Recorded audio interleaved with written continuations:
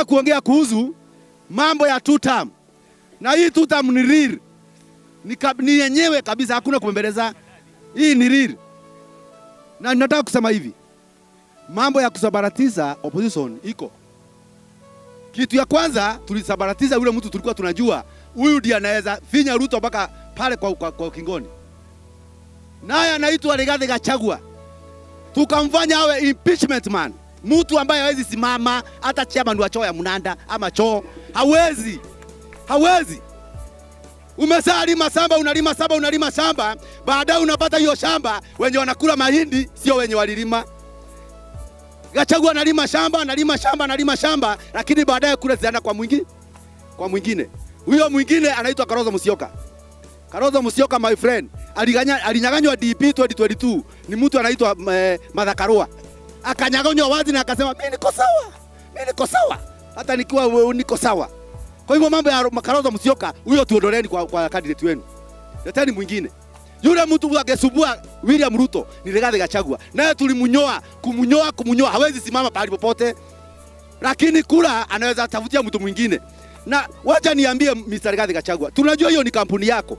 Na ndio utaki chama kingine ama vyama dogo zisimamisha watu Mount Kenya ndio usipoteze wateja wako. Hiyo DCP ni kampuni ya Rigathi Gachagua. Na anajua ya kwamba ni kampuni sababu yeye anajua alisimama, lakini anaweza pata kakitu kwa hiyo kampuni.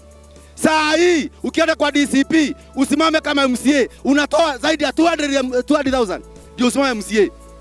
Ukienda MP lazima utoe zaidi ya 300,000. Ukienda senator lazima governor ni 600. Hiyo sio kampuni. Hiyo ni kampuni kawaida gani? Wapi? Hiyo ni ile chama iko popular. Tulieni. Sio kawaida, na nitakwambia ni kwa nini. Ni kampuni, ni kawaida ya kampuni, yes.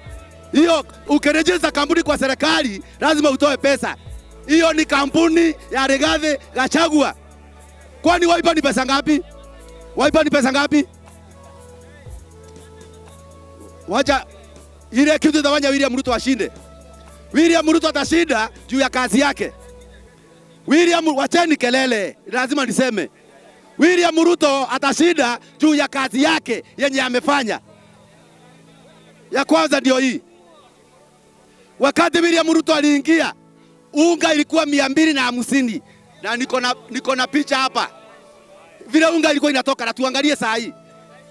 Mukasema mafuta ikipanda, unga itapanda. Unga ilipanda, mafuta wakati ilipanda, haijaipanda. Juu ako na hii. Na ndio tunamwambia mko na macho na hamuoni. Yesu akasema mko na masikio na hamusikiangi. Mkubali. Tulia bwana. Nimemaliza. Acheni kelele. Mumetumwa nyinyi na hakuna kitu mnaweza ongea hapa. Hapa hii hakuna kupembelezana. Sisi ndio tuko na sharing, na sharing hatuachiri. Na sisi tuko na sword, na sword hatuachiri. Mwenye alikuwa anatumbua ni baba na maandamano. Saa hii maandamano yenye yamefanywa kubwa ni Kalonzo Musyoka, iko Machakos ama Kitengera. Maandamano ya Gachagua iko Thika Road ama Karatina. Haijafika Capital City hii kutoka Yaze. Kwa hivyo nyinyi hatumwezi tutisha na maandamano, ni sisi tuko naye.